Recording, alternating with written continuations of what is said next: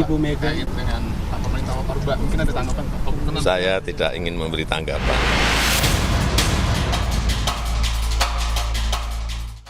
Presiden Joko Widodo enggan menanggapi pernyataan Ketua Umum PDI Perjuangan Megawati Soekarnoputri yang menyinggung soal penguasa yang kini bertindak seperti Orde Baru.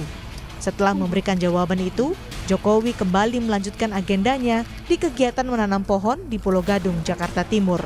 Sebelumnya, Ketua Umum Megawati Soekarnoputri jengkel dengan sikap penguasa saat ini. Dalam pidatonya di konsolidasi relawan Ganjar Mahfud, Megawati menyebut penguasa bertindak seperti Orde Baru.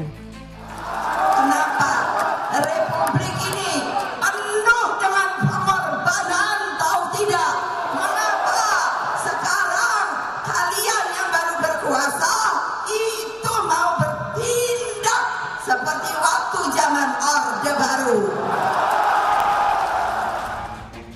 Pernyataan Megawati Soekarnoputri itu semakin menggambarkan jarak yang semakin lebar antara Presiden Joko Widodo dan PDI Perjuangan pasca putra Jokowi, Gibran Rakabuming Raka, maju sebagai cawapres Prabowo Subianto. Tim Liputan, Kompas TV. Dan saudara, hubungan Presiden Jokowi dengan Ketua Umum PDI Perjuangan Megawati Soekarnoputri makin memburuk seiring majunya Gibran Rakabuming Raka menjadi cawapres Prabowo Subianto yang mutakhir. Saudara, Mega menyindir penguasa yang mau bertindak seperti Orde Baru. Untuk membahas hubungan Mega dan Jokowi, kita perbincangkan bersama dengan Direktur Eksekutif Parameter Politik Indonesia, ada Adi Prayitno. Bung Adi Prayitno, selamat petang, sehat selalu. Sepertinya masih termute, Bung Adi. Selamat petang, Mbak Nilu. Ya, jadi Bung Adi, kalau kita lihat sindiran Bu Mega ini soal Orba, ini kira-kira ke siapa sih sebenarnya? Kenapa diksinya harus menggunakan kata Orba?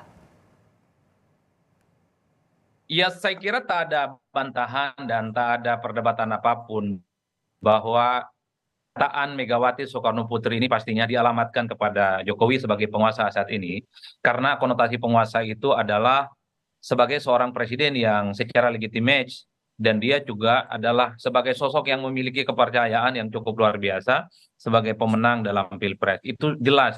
Yang kedua, narasi tentang Orba ini kan sebenarnya sudah seringkali diulang oleh PDIP dan elit-elit partai banteng ini. Dulu misalnya kita mendengar bagaimana penguasa dan kekuasaan saat ini menggunakan gaya-gaya Orba, misalnya seperti ada dugaan intervensi, seperti ada intimidasi dan seterusnya.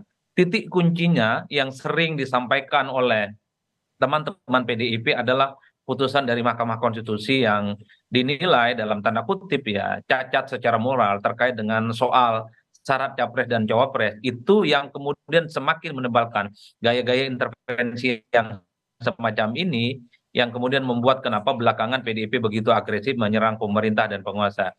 Yang kedua, mereka kan mengaku ketika ada sejumlah oknum aparat tertentu misalnya berpatroli mendatangi kantor mereka, itu kan dianggap sebagai bentuk intimidasi politik yang kemudian membuat mereka itu speak up kepada publik. Ini adalah cara-cara kekuasaan seperti Orde Lama yang seringkali membuat suasana demokrasi kita itu tidak bisa berkembang dengan kondusif.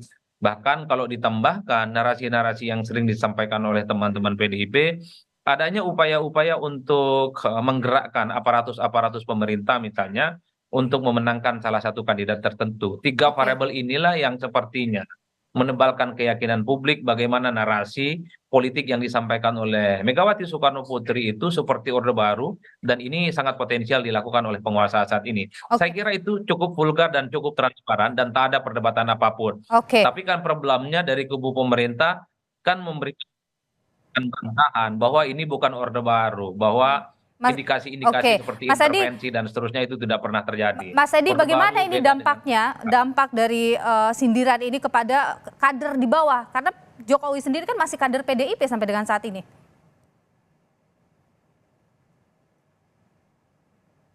Bung Adi, maaf. Ya, saya kira Jokowi kader PDIP itu sebatas formalitas. Karena kalau bicara tentang hati, pikiran, kepentingan politiknya, rasa-rasanya Jokowi dan PDIP sudah bisa jalan. Iman politik mereka sudah tak bisa diselamatkan lagi. Jadi soal Jokowi ini bagi saya sudah tak lagi bersama dengan PDIP. Memang secara legal formal masih ada dan belum dipecat. Yang kedua, pernyataan Megawati Soekarnoputri ini tentu semakin mempertebal bahwa garis antara Jokowi dan Megawati itu Oke. sudah tak bisa disatukan lagi. Ada tembok besar yang sangat sulit untuk menyatukan mereka, terutama terkait dengan Pilpres di 2024. Yang kedua bagi saya Mbak Nilu, kalau saya lihat pernyataan Megawati Soekarno Putri ini kan untuk mengonsolidasi, Hmm. menebarkan soliditas partai politik yang menjadi penguasa selama 2 periode ini. Jadi Oke. dua hal ini yang saya kira kenapa Megawati menyampaikan pidatonya itu berapi-api, karena ingin memberikan semangat, ingin memprovok, ingin mengonsolidasi bahwa mereka ini adalah partai besar yang memiliki soliditas dan tak boleh siapapun mengintervensi apalagi menghalang-halangi mereka untuk memenangkan pertarungan di 2024. Pesan Oke. itu cukup kentara dan cukup.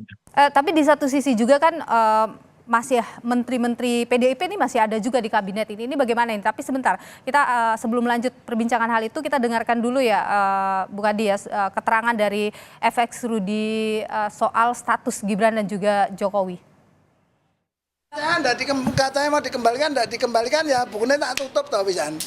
Sudah bukan kader PDI Perjuangan.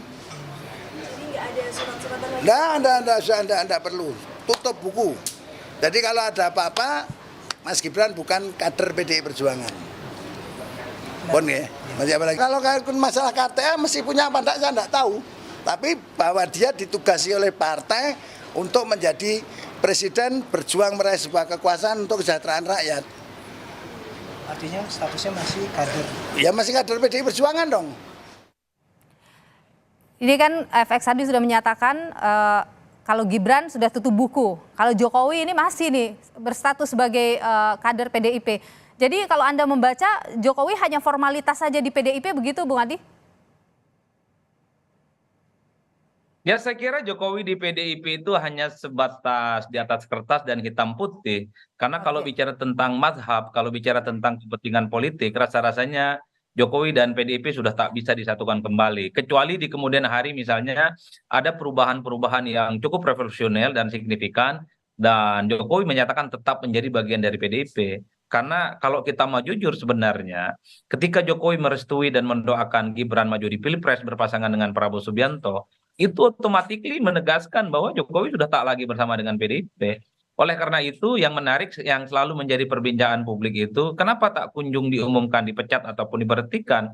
Saya kira memang pada level Jokowi, pada level PDIP sama-sama sedang menahan diri karena tak ada efek negatif yang akan datang kepada mereka. Kalau Jokowi dipecat misalnya oleh PDIP akan terjadi snowball effect bahwa PDIP akan dituduh sebagai partai politik yang tidak demokratis, Oke. yang tidak mengakomodir kepentingan kader terbaik mereka, Jokowi sebagai presiden. Begitu baliknya kalau Jokowi meninggalkan PDIP maka akan ada efek negatif gitu Oke. ya. Bung Adi yang tadi Jokowi tertinggal dianggap tidak berterima kasih kepada PDIP. Inilah yang saling tunggu antara keduanya. yang tertinggal juga Bung Adi soal masih ada juga kan menteri-menteri PDIP di kabinet Jokowi sekarang. Ya, kalau saya membaca PDIP-nya seperti sudah pasrah kepada Jokowi. Kalau memang sudah menganggap PDIP itu tidak penting dalam koalisi, sejumlah menteri di dalamnya itu ya harus diberhentikan ataupun direshuffle. Bagi PDIP ya kemudian akan menerima itu semua. Oleh karena itu orang bertanya, kenapa PDIP tidak akan cabut dukungan? Karena kalau dianggap cabut dukungan, PDIP dianggap tidak istiqomah dan tidak konsisten mendukung Jokowi sampai akhir masa jabatannya, sampai tanggal 20 Oktober. Karena kalau tarik dukungan melalui menterinya di parlemen, itu dianggap sebagai bentuk pengingkaran terhadap komitmen politik terhadap kesepakatan mereka dengan Jokowi beberapa waktu yang lalu. Oleh karena itu, di tengah gemuruh hubungan mereka yang tidak kondusif, bagi saya, ini adalah soal bagaimana mencari momentum yang pas sebenarnya, menjadi way out and win-win solution. Kalau mereka satu sama yang lain saling meninggalkan, minimal tidak ada tendensi negatif yang akan terus mengarah kepada mereka. Itu saja poinnya Mbak Nilu. Kalau membaca secara umum, PDIP sudah pasrah, mau diganti, mau direshuffle menterinya, mereka sudah nggak ada urusan. Karena bagi mereka, Jokowi sudah bukan menjadi bagian dari mereka lagi, terutama untuk kepentingan 2024. Oke, kalau Anda lihat ini mungkin tidak kemudian akan PDIP menarik begitu mungkin menteri-menterinya? Saya membaca rasa-rasanya sulit sih ya.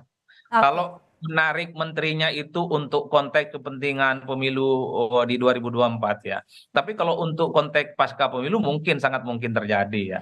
Ini yang saya kira sedang kita tunggu betul. Kenapa? kalau narik dukungan PDIP melalui menterinya, ini tidak bagus karena PDIP pastinya akan dituding sebagai partai politik yang baper, tidak dewasa. Oke. Hanya karena berbeda politik dengan Jokowi, mereka kemudian akan angkat kaki dan tidak memberikan dukungan politiknya.